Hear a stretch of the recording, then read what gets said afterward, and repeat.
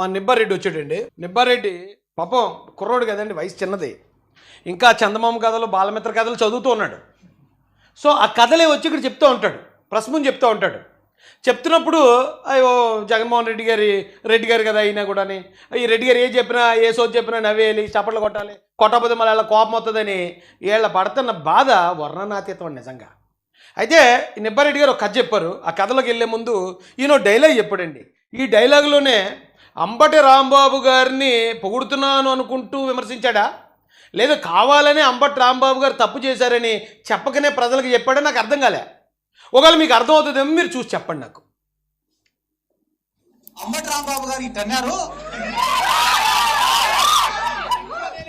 అది దేనికి సంకేతం ఇస్తున్నాడు అంబటి రాంబాబు గారు అని అంటున్నావు.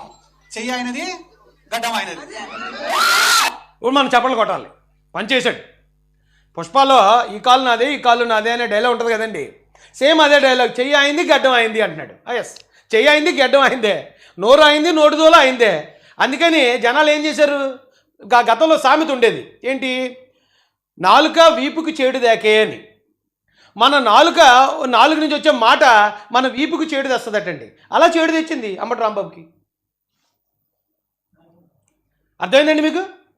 చెయ్యి అయిందే, గడ్డం అయిందే, నోరు అయిందే, నోటిదోల అయిందే. అందుకని తన్నులు తినలేదు అనుకోండి, జనం మీద పడ్డారు. ఆ రోజున వీపు సాప్ అయిపోయింది దొరికితేనే. జనం అందరూ అంత ఆగ్రహాలతో వెళ్ళారు అక్కడికి. ఇప్పుడు జైల్లో ఉన్నది ఆయనే, చేసిన ఏదో పనికి. మీరందరూ హ్యాపీగా ఉన్నారు. బైరెడ్డి, నువ్వు చాలా హ్యాపీగా ఉన్నావు, నువ్వు చాలా చక్కగా నవ్వుతున్నావు. అమ్మడో బాగానే వెళ్ళిపోతే ఇప్పుడు మన కుల రాజకీయం చేసుకోవడానికి ఉంది. కాపులు ఎలాగైనా రెచ్చగొట్టొచ్చు. రేపు వచ్చేటప్పుడు మళ్ళీ మన పార్టీ వస్తే మన అందరికీ మళ్ళీ పదవులు వేలు కూర్చుంటారు. అధికారం వీళ్ళ చేతిలో ఉంటుంది, డబ్బు వీళ్ళ చేతిలో నడుస్తుంది. కానీ అవసరం వచ్చినప్పుడు జైలుకి ఎవడపోతాడు? కాపులు పోవాలి, బీసీలు పోవాలి, ఎస్సీలు పోవాలి.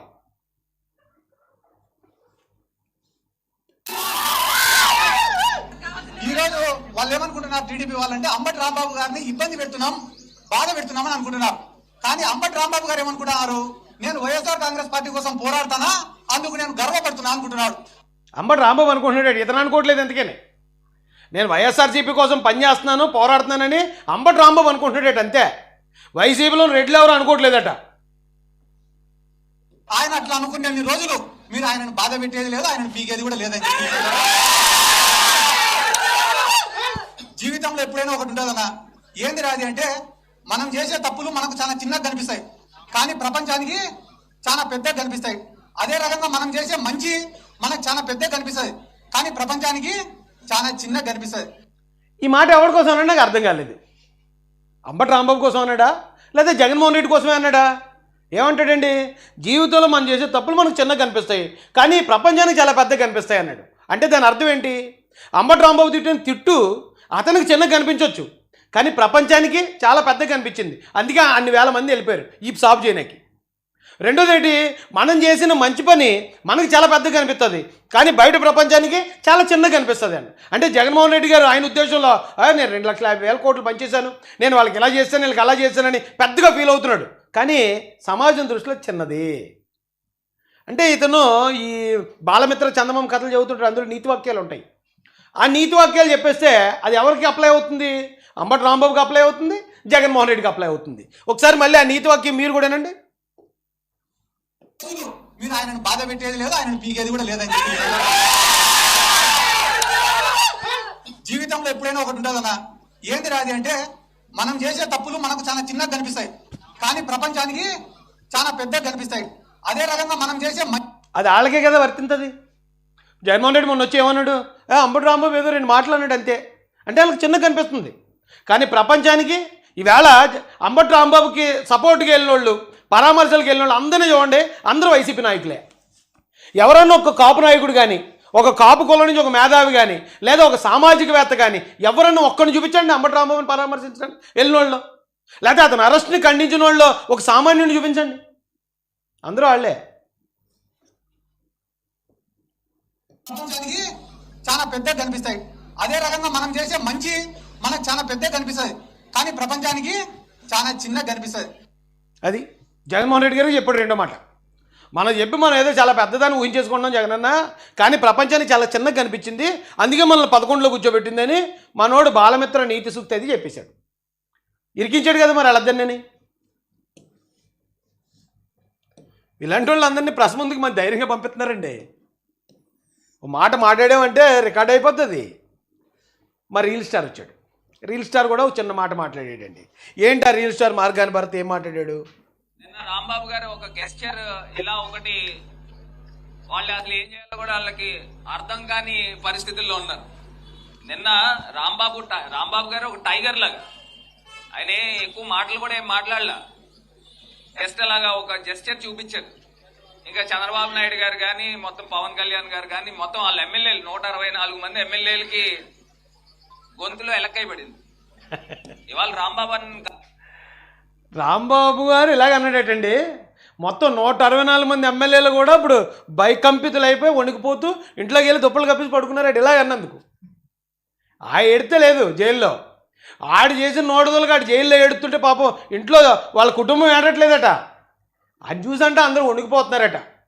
వీళ్ళందరూ బాగానే ఉన్నారండి, వీళ్ళందరూ చాలా హ్యాపీగా ఉన్నారు. వీళ్ళేం మాట్లాడకుండా తిట్టమని ఉంటారు. వీళ్ళకి కూడా గట్టిగా తిట్టండి చంద్రబాబు నాయుడు గారిని, వాళ్ళ కుటుంబంలో ఆడవాళ్ళని వచ్చి ఉంటుంది పైనుంచి. అలా తిడితే ఈ సాప్ అయిపోతుందని తెలిసి వీళ్ళకి. అందుకే ఆయన దోస్తారు ముందుకి. ఇదైతే కుక్కలా ఏది మొరమంటే అది మొరిగెత్తడని దోస్తారు. ఇప్పుడు లోపలికి వెళ్ళి అతను ఇబ్బంది పడుతున్నాడు, వాళ్ళ కుటుంబం ఏడుస్తుంది. ఆ పరామర్శలు వాళ్ళందరూ వచ్చి వాళ్ళు రాజకీయం చేసుకుంటూ ఉంటే ఆ కుటుంబంలో ఇదే రావా మా వాడు వస్తాడా రాడా, వీళ్ళు చేసే వావరక్షణకి వీళ్ళు ఎలా రెచ్చగొడతా ఉంటే ప్రభుత్వం ఇంకా ఆడి మీద ఉన్న కేసులన్నీ తిరగదోడిందంటే ఇక మొత్తం ఇక అక్కడే అమ్మహ కమకహ అయిపోతాడు. ఇప్పటికే ముసలోడు. ఆ బాధ వాళ్ళకు ఉంటుంది కదండి కుటుంబానికి. వీళ్ళు మాత్రం వాడేస్తున్నారండి, బాగా వాడేస్తున్నారు. ఏంటో మరి దరిద్రం నాకు అర్థం కాదు.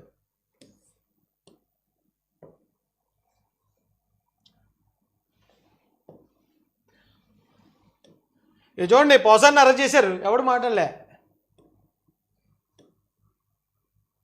వైరెడ్డి ఇంకొక కథ చెప్పడానని కదండి చెప్పాను కదా నేను, చందమామ కథలు బాలమిత్ర కథలు అది చదువుతూ ఉన్నట్టున్నాడు. ఇంకా ఆ కుర్రతనం పోక.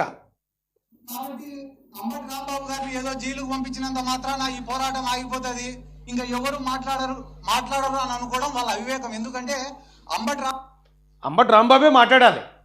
జైలు పంపించినంత మాత్రం మాట్లాడడం ఆపేస్తాడు అనుకోకండి. ఇక వాళ్ళ అమ్మాయితో మాట్లాడేద్దాం, తిట్టిద్దాం. లేదా మళ్ళీ అంబటి రాంబాబు బయటకు వచ్చాక మళ్ళీ ఆతుని తిట్టిస్తాం. మేము మాత్రం తిట్టాం. బైరెడ్డి తిట్టడు, అవినాష్ రెడ్డి తిట్టడు, జగన్ రెడ్డి ఎవరు తిట్టడు. ఎందుకంటే ఇలా తెలుసు చట్టం ఎలా ఉంటుందో. పని లోకేష్ గారితో పెట్టుకుంటే మహిళల్ని తిడితే లోకేష్ గారు ఎలా యాక్షన్ తీసుకుంటారో వీళ్ళందరికీ తెలుసు. వీళ్ళందరూ గజగజ వణుకుతున్నారు. ఒక్కడ కూడా మాట్లాడడానికి గజగజ వణుకుతూ అంబటిని రెచ్చగొట్టి, వాళ్ళ ఇంట్లో వాళ్ళని రెచ్చగొట్టి, మరొకళ్ళు రెచ్చగొట్టి, ఆ వంగవీటి నరేంద్ర గారిని రెచ్చగొట్టి రాజకీయానికి పబ్బం గడుపుకుంటున్నారు.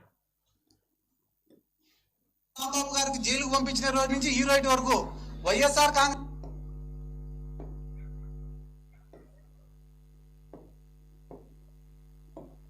పార్టీ మాట్లాడడం పక్కన పెట్టండి. మా మౌనిక గారే అద్భుతంగా మాట్లాడుతున్నారు, అనర్గళంగా మాట్లాడుతున్నారు, ధైర్యంగా మాట్లాడుతున్నారు. జరిగిన పొగిడేస్తున్నారు ఆవిడ్ని. అంటే నువ్వు ఇంకా గట్టిగా మాట్లాడమ్మా, ఇంకా తిట్టు అంటే నువ్వు తిడితేనే ఇది కులం గొడవలుగా మారుతుంది. మేము తిట్టామంటే మేము బొక్కలకు వెళ్ళిపోతాం. అయ్యి బాబోయ్ మాకు చాలా భయం, మమ్మల్ని లోపల వేసారంటే మేము బతకలేము. కాబట్టి మా తరపున మీరు తిట్టి మీరు జైలుకి పోండి. ఎలా రెచ్చగొడుతున్నారు చూడండి వాళ్ళు. ఏమండి వీళ్ళని తిట్టకూడదు, వాళ్ళు ఎందుకు మాట్లాడకూడదు? వాళ్ళే మాట్లాడవచ్చు కదా చంద్రబాబు నాయుడు గారి మీద, లేకపోతే లోకేష్ గారి మీద, పవన్ కళ్యాణ్ గారి మీద. వాళ్ళేమో డీసెంట్గా మాట్లాడతారు, వీళ్ళతో మాత్రం బూతులు తిట్టుతున్నారు. ఇది లాజిక్ అర్థం చేసుకోవాలండి. దాని గురించి జరిగిన అన్యాయం గురించి రాష్ట్ర ప్రజలకు స్పష్టంగా వివరించినారు మౌనిక గారు. నిజంగానే మీకు కూడా మా ప్రత్యేక అభినందనలు కూడా తెలియజేస్తున్నాక. ఎందుకంటే కన్నా మీరు యాక్టివ్ పాలిటిక్స్ లో లేకపోయినా కూడా ప్రజలకు అంతా అర్థమయ్యే విధంగా చెప్పడం నిజంగానే చాలా సంతోషం. ఎందుకంటే 10 మంది ఆలోచింపజేసే విధంగా మీరు మాట్లాడినారు. మీరు మాట్లాడిన ఒక కాలు చింపి కొట్టే కూడా పవన్ కళ్యాణ్ స్పందించలే. ఇంకా అంబటి రాంబాబు గారు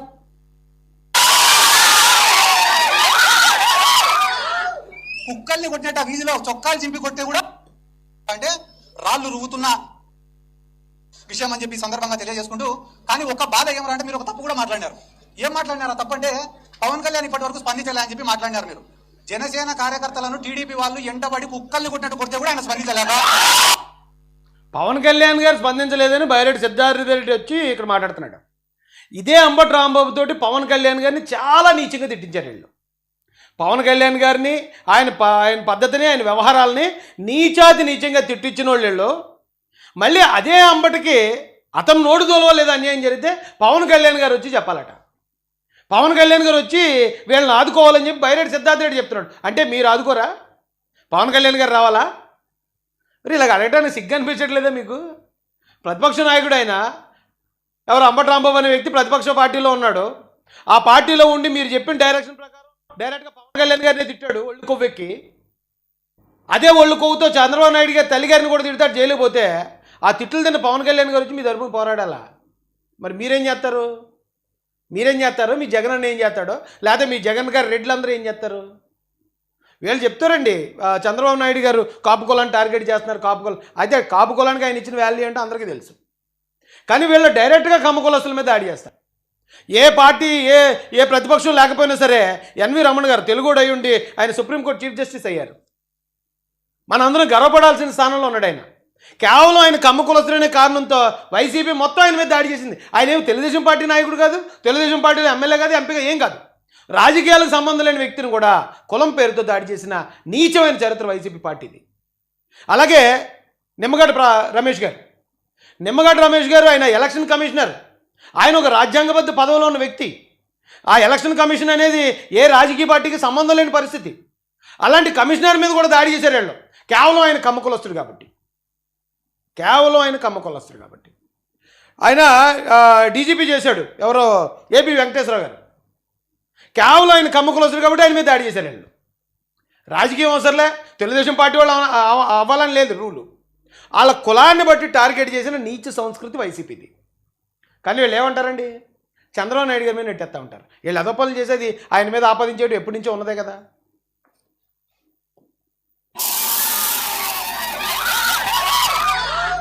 ముక్కల్ని కొట్టినట్టు ఆ వీధిలో చొక్కాలు చింపి కొట్టే కూడా పవన్ కళ్యాణ్ స్పందించలే.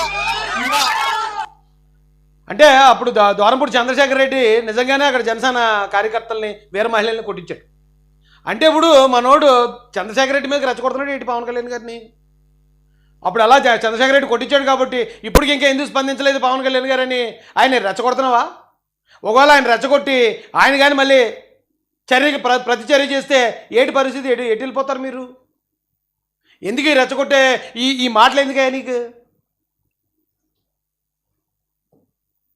అంబటి రాంబాబు గారి పైన మన పైన దాడి జరిగితే ఆయన స్పందిస్తాడని అనుకోవడం కూడా మన తప్పైతుందని చెప్పి ఈ సందర్భంగా నేను తెలియజేసుకుంటూ, రాష్ట్ర వ్యాప్తంగా మీరు ఆడని నేనేం అబద్ధం చెప్పడం లేదు. జనసేన వాళ్లకు నామినేటెడ్ పోస్టులలో అన్యాయం, కాంట్రాక్ట్ వర్కుల్లో జరిగే దాంట్లో అన్యాయం. ఆయనకు పవన్ కళ్యాణ్ లోకేష్ ఇద్దరు కూర్చొని ఉంటే 3 వస్తువులు ఇచ్చినాడంట పంచుకోమని చెప్పి. ఒక దుప్పటి ఇచ్చినాడంట, ఒక చెట్టు ఇచ్చినాడంట, మూడోది ఒక ఆవుని. ఓ రాజకీయ నాయకుడు ప్రెస్ మీట్ పెట్టి రాజకీయం కోసం మాట్లాడాల్సిన పరిస్థితిలో ఓ దుప్పటి ఇచ్చారట, ఒక ఆవు ఇచ్చారట, ఒక గేదె ఇచ్చారట అని ఆ బాలమిత్రంలో ఉన్న కథ చెప్తున్నాడంటే, ఇంకా అంటే ఒక రకంగా చెప్పాలంటే వైసీపీ పరిస్థితి ఇంత దుర్భరం అయిపోయింది. అంటే మాట్లాడేవాడు ఎవరు లేడు. ఇంకా ఇలాగొచ్చి బాలమిత్ర కథలు చెప్పేవాడు, లేదా ఆ జాడా బ్రీడ్ కుక్క ఉంది అలాంటి కుక్కతోడు మురిగించడం, లేదా మరొకడు మాట్లాడడం. అంటే కనీసం పార్టీ పాలసీని పకడ్బందీగా జనాల్లోకి తీసుకెళ్లే వ్యక్తి కూడా లేని ఆ దుస్థితికి ఈరోజున వైసీపీ పడిపోయింది అనడానికి ఇంతకన్నా ఏ ఆధారం కావాలి?